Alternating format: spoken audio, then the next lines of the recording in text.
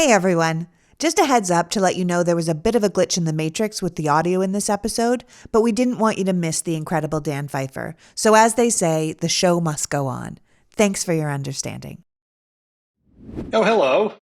Hi. We were just having a very serious conversation about if we were a Muppet, which Muppet would we be? Like a very deep And what thoughts. did you choose? He was like, maybe you're that eagle. I was like, the mean eagle? I'm worried I'm transitioning to be the old guys in the balcony, so that's where I'm going to end up. Yes. I know, it's so true.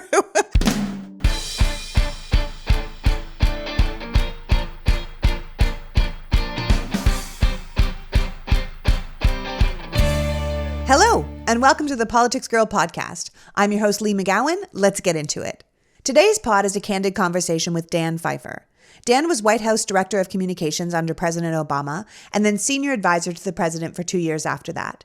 He's the co-host of Pod Save America, the best-selling author of Yes, We Still Can and Untrumping America, as well as the popular political strategy newsletter Message Box. And I'm having him on to talk about messaging and how, at this crossroads of American democracy, we can convince people to care. It's the work I do every day and the question Dan tried to answer when writing his new book, Battling the Big Lie: How Fox, Facebook, and the MAGA media are destroying America, which he just dropped last week. Here we are, right in the middle of the January 6 hearings, which is essentially a way we could get the country back on the same page, and yet the right-wing media already has their narratives about it. They aren't covering it live, and their audience will only ever hear commentary on cherry-picked information. How do we handle that? I thought Dan might be the perfect person to give us some insight on how to address disinformation that is ravaging the country and how we possibly fight back. So without further ado, please welcome my guest today, best-selling author, award-winning host, and long-term political expert, Dan Pfeiffer. Welcome, Dan. Hi. Thanks for having me. Thank you so much for doing this with me. I'm so happy you're here. I was really excited. I really love you. I love what you're doing, and you're so smart. It's very nice of you. I think what you're doing is so cool, so I'm very excited to be here. I've been listening to Pod Save America since your very first episode, and I remember at the time thinking, this is the future, right? This is how we're going to get our information out there. It felt new and fresh, and in a way how our media had gotten sort of stale, it felt like this is how real people are going to be engaging in the future. And then tons of people, including myself, followed in your footsteps. So are you noticing such a difference from when you started Pod Save America to now? Yeah, the progressive media ecosystem is still a fraction of the right-wing media ecosystem, but it has grown so much in the last, basically since 2017, as more and more people, really on their own, not being told by the party leadership or anyone else, has started just creating their own content and building a following, right? Like it's obviously what you're doing, Midas Touch. I'm just talking to Brian Tyler Cohen, a bunch of really smart people who've just said, we're not going to wait. We're frustrated with the messaging. We're frustrated with losing the information wars, and we're just going to start doing stuff. And I think shocked, as we were at Pod Save America, at the hankering and a hunger for like sort of unfiltered, hopefully authentic sounding progressive messaging. And it's really taken off. And like we have a lot of work to do, but we've made more progress than I could have hoped in just a few years. I totally agree. It's just filling a vacuum where you knew a voice was needed. And, we all started it from a different place, but most of us just started it from pure passion. And I think that's the authentic side that appeals to people. Yeah. Okay, so you have a new book coming out, which is called Battling the Big Lie, which is basically how the right wing built a massive billionaire-funded disinformation machine that was basically powerful enough to bend reality to win in 2016 and then nearly steal 2020. And quite frankly, if we leave it unchecked, it's this kind of weaponized disinformation might be powerful enough to take 22 and then give them 24. So your premise in the book is basically that this isn't something that just happened overnight or post the 2020 election with the big lie. This is decades of work in the making, right? Much like how the right wing put decades of work into remaking the courts in their image so they could fight their battles with minority sentiment in the country. So in your opinion, this has been a long time coming. That's right. I decided to write the book after I spent 20 years in Democratic politics, working in campaigns, working in the White House, working on Capitol Hill, sort of watching the Republicans slowly build this machine to the point where in 2016, as you mentioned, they bent reality. They dominated the political conversation. They made it about immigration and the wall and Hillary's emails. They spread conflicting conspiracy theories about Hillary. And on some days, she was a criminal mastermind guilty of murder and drug trafficking. And on other days, she was enfeebled from traumatic brain injury she'd suffered 6 years earlier or whatever. Like it never had to answer for those contradictions, right? Spread disinformation that Trump has been endorsed by the Pope and Hillary had been endorsed by ISIS. And that, I remember even stumbling in that election on a story that I even believed for like 15 seconds was real because it was from an innocuously named Denver news outlet that was definitely not the Denver Post, that the FBI agent responsible for investigating Hillary's emails had been found dead in their apartment. Completely made up, not true. Flash forward to 2020, Donald Trump is in the middle of this pandemic that he has screwed up. It's killed hundreds of thousands of Americans. The economy's in the toilet. By every understanding of the fundamentals of American politics, he should lose by a significant amount. And he comes within 40,000 votes of winning, in part because he rewrote the history of the pandemic, who was responsible for large swaths of the electorate, and then used this massive, I call it the MAGA megaphone, sort of the conglomerate of Fox, Breitbart, Ben Shapiro, all these entities that are using Facebook and other social media sites to spread their message, but made it so that to create this image of America as like this crime-infested place where Democrats were trying to defund the police, right? Which is like convinced large swaths of voters, even segments of Joe Biden's voters, people who voted for Joe Biden anyway, believed he was a supporter of defunding the police, something that every media outlet said wasn't true, every fact check said wasn't true, and yet people still believed it. And then this is where I decided to write the book right after the election as the big lie was taking off. And I was watching this where you have this election that was close, but not that much closer than Trump's win in 2016, not that much, so less close than George W. Bush's victory in 2000. And you had no evidence of fraud, Republican election officials testifying to the integrity of the election, Republican appointed judges, including Trump's Supreme Court, dismissing every claim of fraud. And yet 70% of Republicans believed that lie, many of them so much so that they tried to murder Donald Trump's own vice president and storm the Capitol in the footage we saw earlier this week in the 1/6 hearing. And like that is so powerful and so dangerous that my takeaway has been that a lot of Democrats don't understand how it works, where it came from, who paid for it. And then the much harder question that I try to address in the book is what we can do about it. So I wanted to kind of lay that out there. I sort of refer to it as like a wake-up call and a call to arms, because I think if we don't do a better job in the information wars, that we are going to, as you said, lose in 22, lose in 24, and we're going to just, the big lie 2.0 is coming, and they might have the power to deny the rightful winner of the presidency of the White House in a few years. Right. I mean, this is what happens when you no longer stand for anything. If you talk about what the Republicans stand for these days, they really don't have very much to offer the country. So they're looking out for themselves and the rich people that keep them in power and the people that they would consider real Americans, right? This white Christian nation that's been overtaken by this multiracial, pluralistic society that they have no interest in.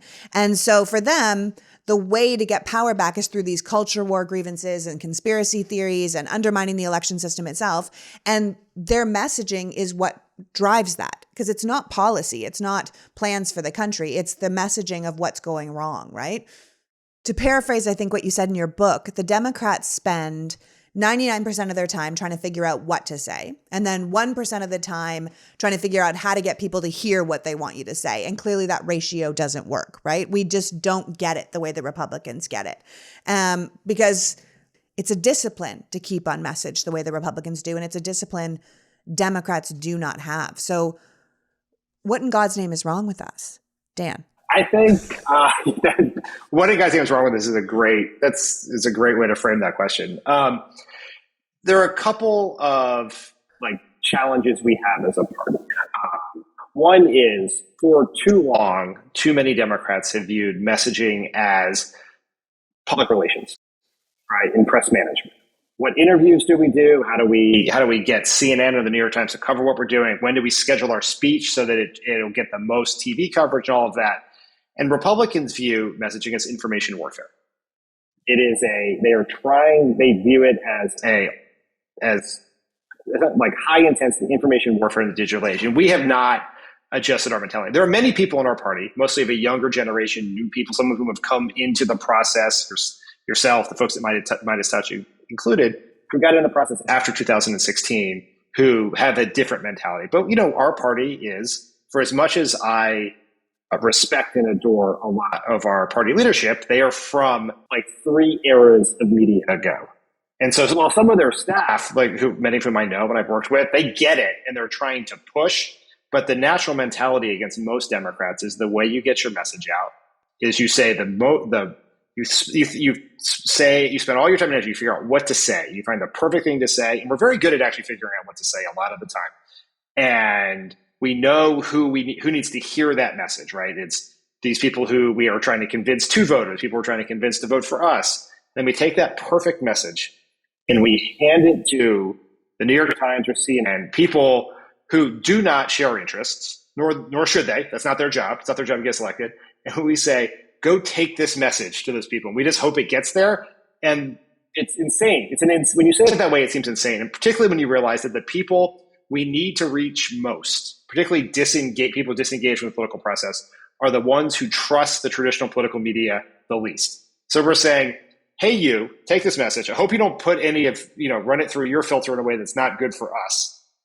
And try to go deliver to these people who are hard to reach, who don't really pay attention to you and don't trust you when they do. And then hope that that's going to work for us. Republicans, when they want to get their message out, they have these channels to get it to them directly. We do not have that, and we have to build that up. No, we absolutely do not have that. And I think that's why some of us are here doing what we do, because I feel like the Democrats often have too many focus groups, too many cooks in the kitchen, too many let's not say the wrong thing. How does this play? Let's get everyone's opinion. And by the time they figure that all out, they miss the moment. Like I'm thinking recently about this new Ohio transgender athlete bill, which is it's a sickening bill. It's a horrifying bill. And I feel like that shouldn't take a long time to market the response to it. It should be, this is shocking. What are we doing? We are outraged. This is not what we stand for. And yet we kind of come out of there with nothing. We often say nothing because we don't want to say it wrong. So we don't say anything, or we're workshopping the message for so long that we miss the moment. And when we don't respond, it starts to feel like we're not getting it, that the Democrats don't get it. And then we have an authenticity problem, And I think when we don't speak when people are outraged, we're not just missing the moment to connect with people, but we are missing the moment to reiterate what side we're on, that the Democrats are on your side. We feel this way, the same way you do, viscerally about this book banning or about this Roe v. Wade situation or about this transgender bill. And the Republicans never stop talking, and I think we don't talk enough. Yeah, that's exactly right. We have a couple of challenges there. And I used to work in Senate leadership many, many, many, many years ago. And in order to if you were to sit in the Senate leadership right now and you're in Senator Schumer's office, you're like, we need a caucus message. And we need Bernie Sanders and Elizabeth Warren to sign off on it here.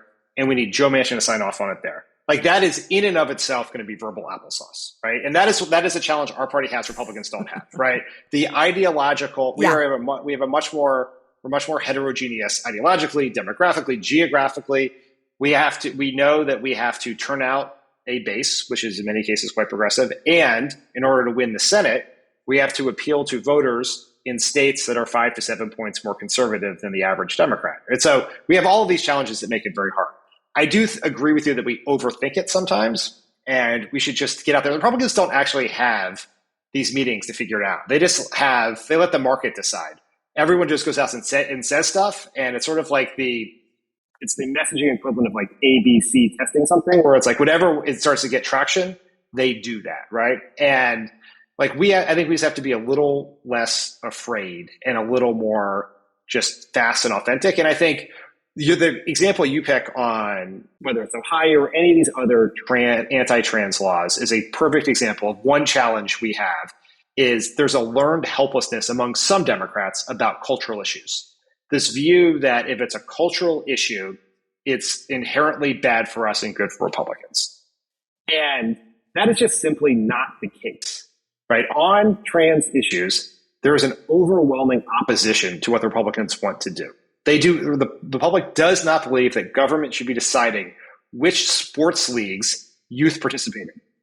Right? That there should be laws that say that you have to be in the boys youth soccer league or the boy or the girls t-ball team or whatever else. Like they do not want the government doing that. They do not believe the government should decide what teachers say in the classroom. They do not believe the government should decide which books are in the library. And we can win those battles. Like the instinct that focusing on populist economic issues is better for us, is that has credence in public opinion research. Like, that is true because our party is united around economic issues and we are divided on some cultural issues, but we don't get to pick the fights, right? We live in a media environment where cultural issues like that are the ones that trend and go viral and get attention.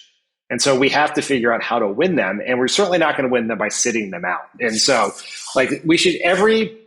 my theory of this upcoming election is the only way we have a chance is to convince the people who won the House for Democrats in 2018 and won the White House and Senate for Democrats in 2020 that the stakes of this election are incredibly high, because the danger that you were so afraid of from Donald Trump still exists. And to do that, we have to prove to the electorate that the Republicans are dangerous, out of touch, MAGA extremists. And every single opportunity, you go into every day saying any single thing that proves that point, we jump on right away.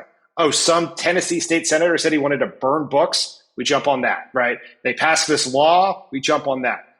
In Texas, they're going to start trying to criminally investigate the parents of trans kids. We're going to jump on that, right? Like, every single thing we jump on, because that what your narrative is. And those are the best campaigns, are when you know the exact message that you want to hammer your opponent with, and any single thing that you think gives you an opportunity to drive that home, you take it. And you don't have to think about it.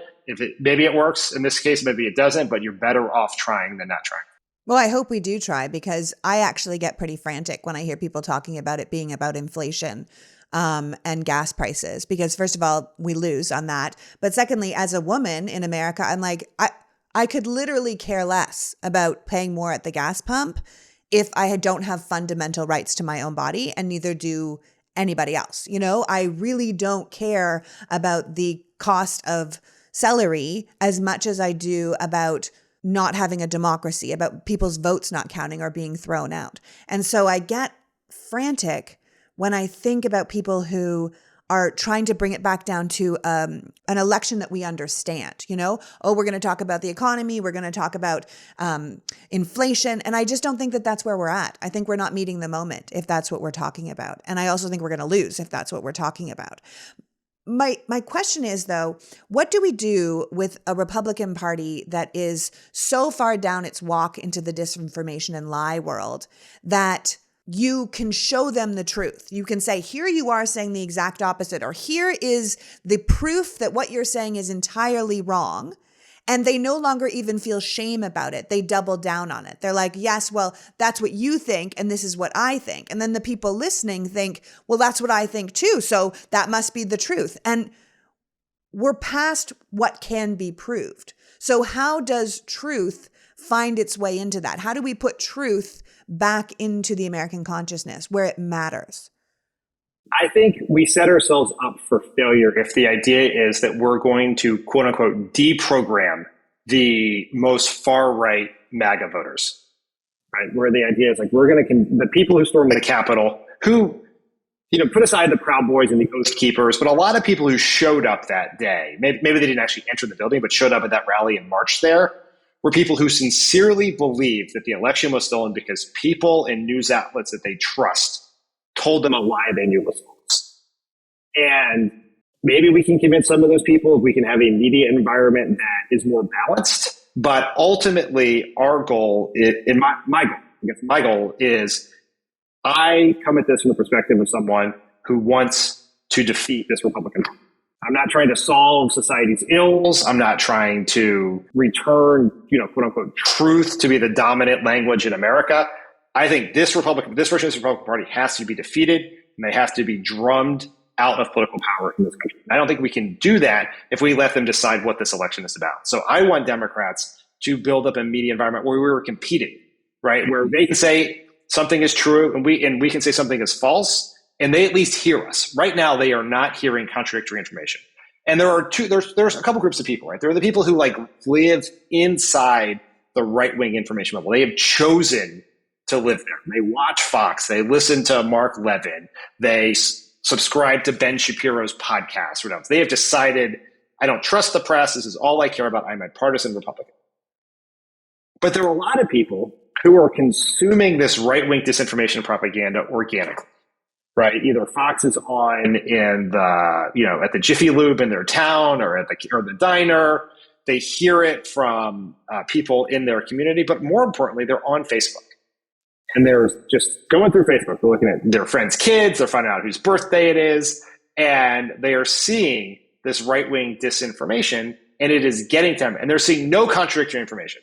Right? They're just seeing these headlines that could be from innocuously named fake local news funded by Republican billionaires that the election was stolen, or, it's all very clever. It's like whole box of ballots found outside Chipotle, right? All these things. And they never see any other information because the Daily Wire and Dan Bongino and people have much larger reach on Facebook than CNN and the New York Times combined. And so we at least got to get we have no chance that they can't hear our message. So we've got to make sure that they hear our message, right? And so that's sort of where we are. And some people will still believe conspiracy theories, as they always have in this country, whether it's JFK or the moon landing or Elvis is still alive or whatever else. So some people will always believe that, but we want to find the other people who are reachable, who are currently not hearing what we have to say and choosing the other side. Well, I mean, in your book, you suggest that the Democrats just don't seem to understand how powerful Facebook really is and the non-mainstream media really is, and that they are very good at promoting things like you said, like what you call the MAGA megaphone, right? This Fox News, it's not just Fox News, it's Breitbart, it's Daily Wire, it's digital outlets, it's people like Ben Shapiro and these guys. They're happy to promote them, even if they don't agree with everything they say, as long as they're pitching that Democrats are bad, this kind of messaging that they like, they're happy to promote them in a way that our side doesn't do. And so you talk about how we need to sort of conceptualize a different way to message and highlight people that are pushing our message out there that aren't from the mainstream. That's right. That's exactly right. The Facebook algorithm is overwhelmingly biased towards right-wing content. The way they monetize is outrage, and that's automatically benefits the other side. Our one response to that a lot of progressives had is to simply disengage from the platform. And I'm not telling an average person who doesn't want to spend their time consuming toxic messaging on Facebook to get back on Facebook, but party actors, activists, we need to engage more on that platform because Facebook reacts to the amount of content you put in the system. And if we're not putting content in the system, it's going to keep benefiting the other side. The other piece of this is everyone in the party, from funders to the White House to people who are volunteers and activists, have to embrace progressive media, funding it, subscribing to it, patronizing it, sharing it. Right? We need some people, like you hear this all the time, this is a constant thing. I'm sure you hear this, we're Punts Americans. You're just preaching to the choir. Because obviously the people who download a podcast from a bunch of Obama aides that is mean to Trump agree with us. But that's okay. You have to preach to the choir, right? Because up till recently, we've been relying on Chuck Todd to preach to our choir. That's not a good idea. And the other It's not a good idea, Dan. No, it hasn't worked out well for us, right? And the other part of this is the difference between how the right thinks and the left thinks is during the 1-6 hearings, Tucker Carlson had a show because Fox wasn't airing them, and Tucker Carlson had on a guy who spread the conspiracy theory that the FBI was involved in making January 6th happen. There was an inside job of some sort. Now, Tucker Carlson has that person on not just to pollute the minds of the 4 million people who watched. It is because he knows that each and every one of those 4 million people are going to take that message, or they're going to give it, they're going to tell their wife, they're going to post it on Facebook, they're going to mention it when they're sitting around having breakfast with a bunch of their friends or whatever else, and they're going to spread that. Too often, I think Democrats have thought about the audience, and in media, even progressive media people have thought about the audience as the end point. We're going to reach these 1 million people, these 100,000 people. When what we're trying to do is trying to give them a message and information that they can share with their networks in any way they do that. If they're doing it at scale by posting on Facebook, or they're just having conversations, we want to tell you what's happening, why it matters, and if possible, how to talk about it in ways that are most helpful. And so that is sort of the mentality that we have to adopt, is we have to think about every single person who hears our content as a potential messenger for the party. It's like their own little Jen Psaki or whatever else who's going to communicate that message to people. No, I say this all the time. I actually did a whole rant called Preaching to the Choir Yeah, I because people remember. do say that. They say, why are you bothering? And I always say, if you follow that analogy through, right? The people that are in the choir are the people that show up every week. They're the people that are committed to the word. They want to sing about the word. They want to do the thing. So you should be preaching to the choir. You should make the choir happy. You should give them stuff that they're passionate about. You should make them want to sing more and want to do more. Because if we've, watched Sister Act, like we know a good choir can bring people into the church, right? You want to bring people into the church. You want those pews filled. You want them out there in the community saying, come and hear what we're saying. Come and do what we're talking about. Because it also goes to my point that we're all responsible for our people, right? So if I know what's going on, then I can talk about it at dinner. When I hear it on the radio, it doesn't go right over my head because I don't know what we're talking about. When somebody says something that's clearly wrong, I can say, actually, that's not what happened. I remember so clearly when we talked to my mother-in-law years ago, and she said she liked the Affordable Care Act, but she didn't like Obamacare, right? And they were the same thing. And that happens all the time. And if you've been told, then you can correct someone in real time and start changing minds out in the community. That it's not just about hearing it the first time. It's about how many people hear it after you, like a phone tree. If you tell 5 people the real story and then they tell 5 people and then they tell 5 people, then you can really get the message out there. And I think that's something that we're behind on, but something that we can absolutely do. And I know there's a section in your book about how to talk to people we disagree with. And I think about this all the time because despite the fact that I personally push back on people all the time, I am sometimes at a total loss about how to deal with friends and family who are really way down the right-wing rabbit hole, people that really, really are committed to Fox. And I mean, I do this all day long, and I have beloved family members that quote Janine Pirro to me. And I think, I don't know I actually don't know how to address this, because if you think what she's saying is exactly right, I'm not sure how to even approach it. And I think maybe that goes back to what you said before. We're not going to convince the diehard MAGAs. We have to convince the people that are independents, the people who don't vote, which is really the group I think we should be going after, because they're the biggest group altogether. So I think maybe we don't waste our time on the people that are well lost, and we go looking for the people that are just not found yet. I think that's exactly right. Like, you're not going to, if someone is they're hardcore Republicans, and they're looking, and that is their belief. That's how they identify. That is the tribe they have chosen to be a member of. And maybe it's someone their entire family is and has been their whole life. And they're looking for reasons to justify that. And with Donald Trump, that becomes more challenging in some ways. And so that's how you end up down the path of some of these conspiracy theories, because in order to justify supporting someone like Donald Trump with his behavior, his corruption, his lack of qualifications, you need to believe, and you do that because you can never possibly see yourself supporting a Democrat. So that's why you need this apocalyptic view of America, that the change is so bad, and there are these actors out there. They could be elite billionaires, anti-Semitic conspiracy theories, a wave of immigrants coming to stamp out real Americans, crime in the cities, Antifa. You had to, in order to justify, and this is sort of the Christian nationalism people have been talking about recently, which answers the question of how is it that these evangelical Christians who go to church once a week and believe so passionately in these things support someone like Donald Trump? It's because you've convinced yourself that the world is so dangerous that I can compromise on all these other things for this one person who I believe will protect me. And we're not going to convince all of those people, and I don't think we have to. And people, one of the questions we get all the time at Pod Save America shows is I'm going home to Thanksgiving. My uncle loves Sean Hannity. What do I tell him? And one of my answers sometimes is, you know what? You don't have to talk about politics at the Thanksgiving table. You don't have to do it. It is fine not to do it. You don't have to ruin your Thanksgiving, ruin the rest of your family's Thanksgiving.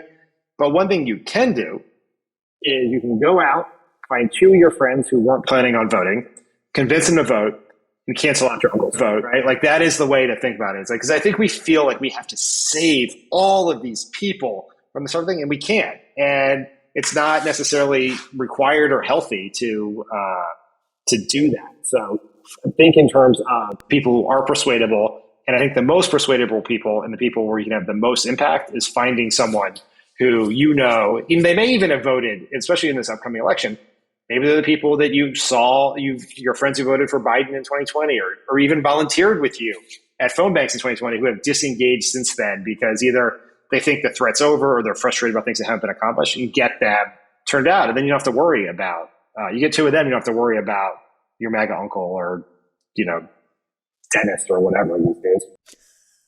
God, your MAGA dentist. He's the worst. Well, I mean, ultimately, I think, especially for leadership, because I think one of the things that's good in your book is that you're not just talking to us regular folks, you're also talking to politicians and the media themselves, and a lot of this is media and PR. I always say that the Republicans are fantastic at sales. I mean, they're just great at selling the message, and we're not, and we live in a capitalistic society, right? Sales is essential. You're selling your message.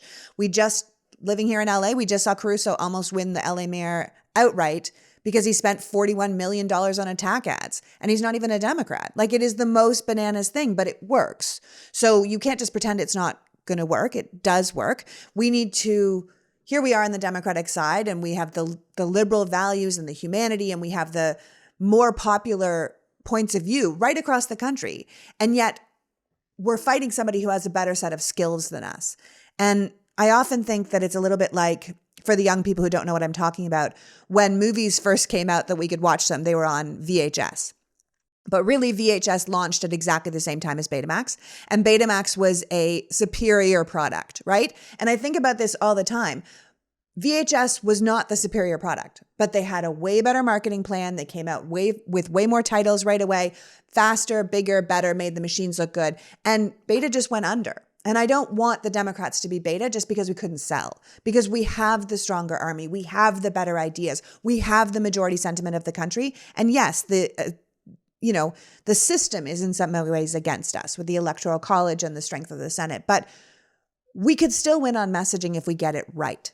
And I don't want us to turn into kind of the Betamax of political parties where we all live in an autocracy because we just couldn't get it together. Yeah, that's exactly right. And I think there are two challenges. We have to have better messages, better words we say, a better narrative and story to tell.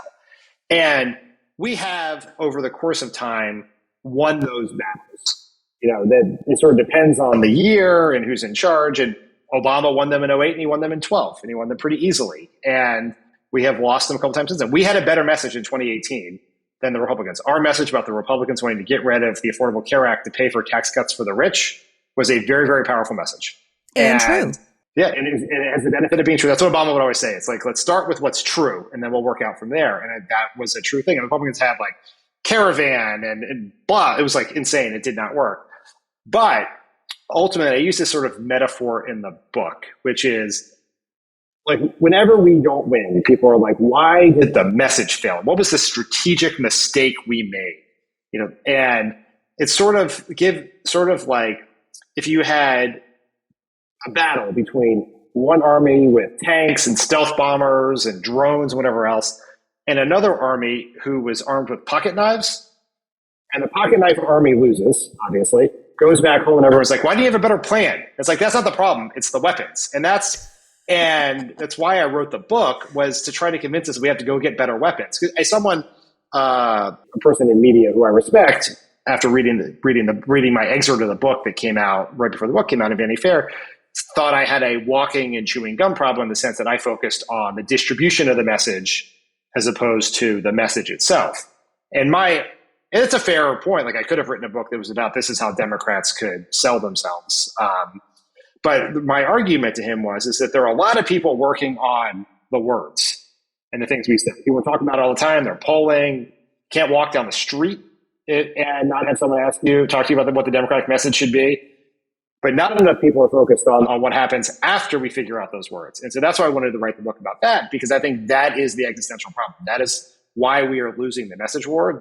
It's not because we can always have better words, but that's not why we're losing. Because we're even losing when we have a better message right now, because people aren't hearing our message. It is being drowned out. The topics of discussion of the things that voters focus on is being picked by a right-wing media based on what is best for Republicans, not on what is a real threat to this country. And so that's what we have to change. That's the asymmetry that we have to address. No, it's a major problem. I mean, I don't think you have a walking, chewing gum problem. I do think that the the Democrats do have trouble with words, honestly. Yeah. I think we get really convoluted pretty quickly. We like to say 15 words when there could be 3. I think that has become a problem. And I think personally that the politicians who speak the most like we do these days, like the Katie Porters and the Eric Swalwells and the Beto O'Rourke's, and even people like Mallory McMorrill, right, who just came out of nowhere and everyone was like, yes, that is how we feel, right? These are the people that voters and non-voters are most connecting with, because they say, that's exactly how I feel. That's exactly what I think. Like, why couldn't you just say it like that? And I think Democrats do sometimes get lost. And yes, how we present that message once we've got it is important. But I do think that they could spend less time on polls and more time thinking about how, what their innate feeling is about something. The people you mentioned have one thing in common. I agree with you. All of them are stars, is that they are politicians who arose in the post-Facebook age, right? There was a period around 2014 when Facebook became the dominant media platform for politics. And all of those people, Mallory Morrow, Swalwell, Beto, they lived in that world. They understand it. They understand that it's really hard to get attention. And you sometimes have to yell at the top of your lungs to get attention. And what matters is authenticity. You have to be your authentic self. Because if you just do a bunch of a tweet that reads like a focus group press release, that's not going to go anywhere, right? You need virality, and authenticity and virality are connected. And those people understand that. And it's harder for the politicians who come from a different era, either the pre-Facebook, post-internet era, which I think is 08 to 2014 or 6 to 2014. And then a lot of people who are in the reins of power who come from a pre-internet period of politics who do not fully understand how that works. It's not natural to them. And so these younger politicians are naturally better at this. And that's not an ageism thing. It's we're now in a different era thing. And it's you either, adapt or you cease to be effective. You argued recently on a podcast that I was listening to, and some people gave you some pushback, which I thought was funny, that you said that propaganda is just persuasive messaging and it's a game and we have to get into it, right? And talk me through that thinking, because I think most people think of propaganda as being very negative, but it's really just persuasive, focused messaging from a point of view. And if your point of view happens to be the point of view of truth, then how could it be a bad thing? That's exactly right. The problem with Fox, the main problem with Fox is that it pretends to be a news organization, but it's not that it is right-wing propaganda. It's that it is racist, divisive, disinformation-based propaganda. And you can call it propaganda, you can call it content, you can say whatever you want. My view is that Democrats need to invest time, energy, money, intellectual capital in ways in which we tell our story on our terms to our voters. And there's a hesitancy among a lot in the party because that feels like propaganda. And propaganda, in the context in which we really think about it, which is the way authoritarian Orwellian governments communicate with their people, is not what I'm saying. And there's this sense that propaganda comes at the, sort of in the authoritarian Kim Jong-un sense of the word. There's no free press. And then the only means of messaging is, quote unquote, it's persuasive messaging, so known as propaganda. That's not what I'm arguing here. I don't think the press is going to be here. They should be here. I think it is in Democratic politicians' interest to engage with that press because that's another way of getting our message out. It just shouldn't be the only way.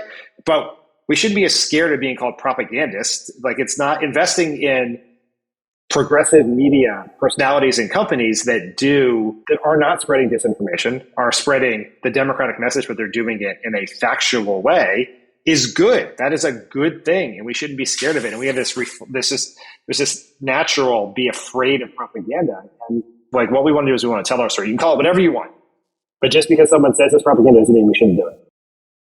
Oh, Dan, I'm loving this. But as a podcaster yourself, we have to take a moment to thank the people who make this all possible. So let's just take a quick break, and we'll be right back after this with Dan Pfeiffer. If you listen to the show, then you might be like, yeah, I've heard you talk about athletic greens before. But if you haven't already ordered it to try it for yourself, then I'm talking directly to you. Here's the thing. Athletic Greens really is as good as we say it is. I know a lot of podcasts talk about it, but it's a no-joke product. The thing is, Athletic Greens was created when the founder experienced a ton of gut health issues and ended up on a complicated supplement routine that was costing him over $100 a day. He created Athletic Greens as a response to how difficult and expensive it is to get optimal nutrition on your own. Most people take some kind of a multivitamin, but it's important to choose one with high-quality ingredients that your body can actually absorb. With 1 scoop of Athletic Greens in water on an empty stomach, you get all the vitamins, minerals, superfoods, probiotics, adaptogens that your body needs. And it doesn't just serve your gut. It serves your immune system, your nervous system, your energy, recovery, focus, aging. It's recommended by professional athletes and trusted by leading health experts. And I can tell you from personal experience, it really works. To make it easy, Athletic Greens is giving you 1 free year of immune-supporting vitamin D and 5 free travel packs with your first purchase. All you have to do is visit athleticgreens.com/politicsgirl. That's athleticgreens.com/politicsgirl to take ownership over your health and pick up the ultimate in daily nutritional insurance. So those of you who know me know I really love Blinkist. Blinkist is a book summarizing service that gives you the key insights from selections of nonfiction books in about 15 minutes. Blinkist has condensed over 5,000 titles and also produces shortcasts, which are blinks for podcasts. One of the things I think is super cool about Blinkist is when you become a Blinkist premium member, you get what are called the Blinkist Weekenders. The Blinkist Weekender is a curated list from the editors that give you the latest blinks, shortcasts, and collections, as well as suggestions for what they think you might enjoy over the weekend. They tie it into what's going on in the world, what's going on in the country, but they also base their suggestions on your bio and blinks you've already liked. Last weekend's collection for me included a book called Up Your Pub Quiz Game, which is a collection of absolutely fascinating points of interest that often end up in those trivia questions. And then when you know the answer, everyone's like, how did you know that? I love stuff like that. So it was pretty insightful of them to include that on my list. Right now, Blinkist has a special offer just for our audience. Go to Blinkist.com/politicsgirl to start your 7-day free trial and get 25% off a Blinkist premium membership. That's Blinkist, spelled BLINKIST.com/politicsgirl to get 25% off and a 7-day free trial. Do you want to get valuable knowledge and great ideas in quick digestible bites? Blinkist is for you. So people contact me all the time via email or social media to ask specific questions, but I rarely have the chance to answer all of them. So we're going to do an upcoming episode called Ask PG. If you have any questions about politics, America, messaging, even about me personally, shoot me an email or record a question via audio or video and send it to ask@politicsgirl.com. I will try to get to as many questions as I can. The podcast is only possible because you guys care enough to listen, and I want to speak directly to the community to make sure I'm addressing all of the things you're actually curious about. Again, send your questions to ask@politicsgirl.com. Now, back to the show. And you know what? Finally, you lay out a bunch of solutions in your book. You know, what people can actually do, which I think is very useful to people. Democrats, independent press, politicians themselves, anyone who cares about democracy, right? And I don't want you giving away the book because I think everyone should go out and buy it. But can you give us some insight on the hopeful solution aspect? Because it's overwhelming, right? So in the book, as you point out, I lay out sort of the things we can do. And I do come at this with perspective of, I would say, realistic optimism. Is I'm very aware of the tremendous challenge we have, but there are, and I discovered even more of this when I started doing research on the book, is there are a lot of people having some real success doing really smart things to push back against the MAGA megaphone, right? The fact that you and I are having this conversation is because I believe you're one of those people, right? And I see them everywhere, right? There is the example of Courier News, which is a series of local progressive journalistic outlets that are filling a gap and fighting back against right-wing disinformation at the local level. There are currently more than 1,000 right-wing disinformation websites masquerading as local news. There are 8 progressive local media sites. 8's better than 0, right? And if you get those 8 to work, you can get 16 and so forth. And so I try to offer people an argument for why the solution to this is building a progressive megaphone. I talk about what donors can do and what all of us can do, regular people, right? How we can support that. I talk about what Democratic politicians can do to nurture that ecosystem and why that's essential. I offer some guidelines for how all of us progressives can be smarter about how we give our attention online, because one of the true malicious strategies of Republicans is hijacking liberal outrage for online engagement. And we are accidentally spreading the Republican message all the time. And so there's a chapter in the Get You guidelines on that. And then, like I mentioned, I referenced a little bit earlier, but the end, like for everyone who is upset about the press coverage that Joe Biden's not getting credit for the stuff he's doing, or they're not telling enough story about, the bad things Republicans are doing, we have the power to do more than be angry about it, right? We have agency. If you have access to the internet, the average person has 150 to 200 contacts. It could be the people on your phone contacts, your Facebook friends, Instagram followers, Twitter, whatever social media platform of choice, just your family group chats, right? You have the ability to influence people. The election was decided by 40,000 people, right? A couple hundred of us doing the right thing, pushing the right message and convincing just a few people in our networks could be the difference between Joe Biden getting reelected and Donald Trump taking over in 2024. It's so we have that power. And I think we just have to, everything can feel so overwhelming and impossible to achieve, and that the individual person has no agency. But we do. And the thing I try to tell everyone is there is a study, talk about in the book, the amount of faith that people have in news articles they receive is not based on where the article came from, right? Whether it's the New York Times or Fox News or the Wall Street Journal, it is based on the person who shared it with them. And so you have people in your life who trust you, and they're going to take that information that you share them, whether you text it to them, they see it in your Facebook feed or whatever else, they're going to trust that more than if they just see it on their own. And that is power. That is power that we have to influence what is happening. And, we know this is going to be a very close election no matter what else happens in 2022 and 2024. And probably maybe the main reason I wrote the book is to give people the sense that they have the ability to do something about this. And you don't have to wait for someone in Washington to tell you how to do it. You can do it on your own. And a lot of the really interesting things about people I cite in the book who've done it, did it on their own. No one asked them to do it. They just started and they found an audience and they built that audience. And, I hope that people it is dark and depressing at times to deal with, to understand just how devious and dangerous and how far ahead the Republicans are. But I hope people leave the book with hope that we have the ability to fight back. Each and every one of those people, if we do what we can beat them. We can beat Fox and Facebook.